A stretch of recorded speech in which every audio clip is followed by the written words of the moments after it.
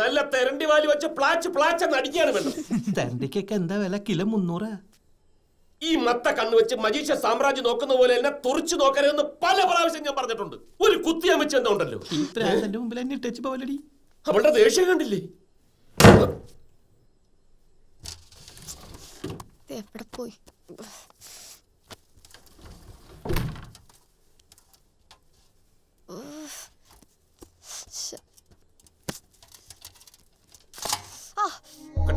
ഇനി ആ പലകെ കൊണ്ട് പുറത്തോട്ട് ഇറങ്ങിയാലുണ്ടല്ലോ കളി കൊളവിയോടാ.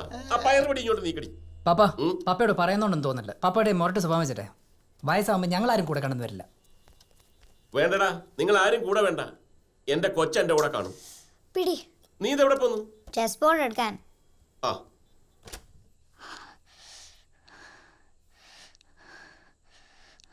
പപ്പ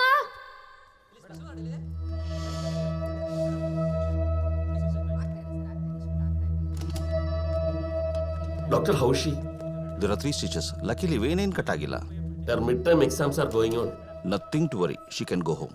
Thank you, doctor. നാട്ടിലെവിടെയാ? കോതമംഗലം. ആ, നമ്മളടുത്താണല്ലോ. ഞാൻ അടിമാലിയാ. പേടിക്കാവൊന്നുമില്ല. അതിന് അടിമാലിക്കാരെന്തിനെ പേടിക്കണേ? ഒന്നും മിണ്ടാണ്ടിരിക്കടോ. ഇത് എന്ത് പറ്റിയതാ? ഗ്ലാസ് പൊട്ടിയതാ. അതല്ല, തലയില്. ഓ പയറുപടിയാ. ഈ മുടി കൊഴിച്ചിലിനൊക്കെ പ്രോട്ടീനാ.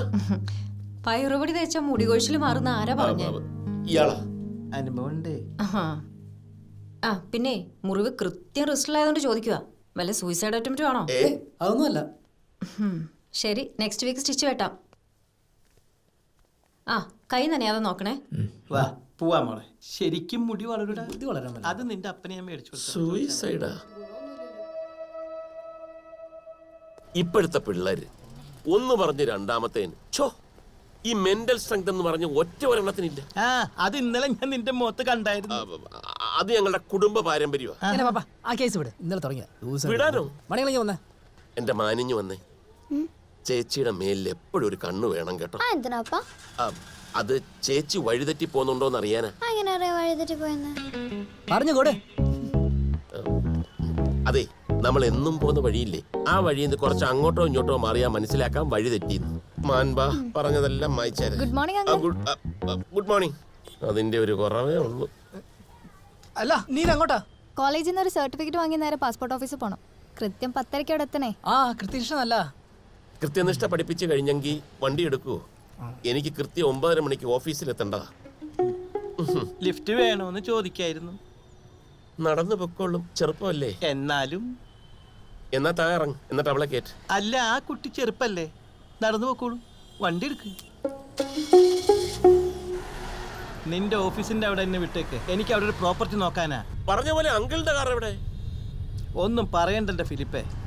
ഞാൻ എന്റെ കാർ എടുത്തിട്ടുള്ള ആ മുനിസാമിയിൽ. അവനിപ്പം ദുബായിലല്ലേ? ആ, കയ്യിൽ 10 ചിക്കിലിയായിട്ട് ഇവിടെ ലാൻഡ് ചെയ്തിട്ടുണ്ട്. എത്ര രൂപയായാലും വേണ്ടില്ല, കാർ തിരിച്ചെടുത്തോളാന്ന് അവൻ പറയണേ. കാശുള്ളവന്റെ ഓരോ വേദനകളെ. ഞാനായിരുന്നു ആ സെക്കൻഡ് വണ്ടി കൊടുത്ത് കാശ് മേടിച്ച് പോക്കറ്റിട്ട്. അതിന് നീയല്ലല്ലോ ഞാൻ. ആ, ഇത് എപ്പോഴും പറയണം.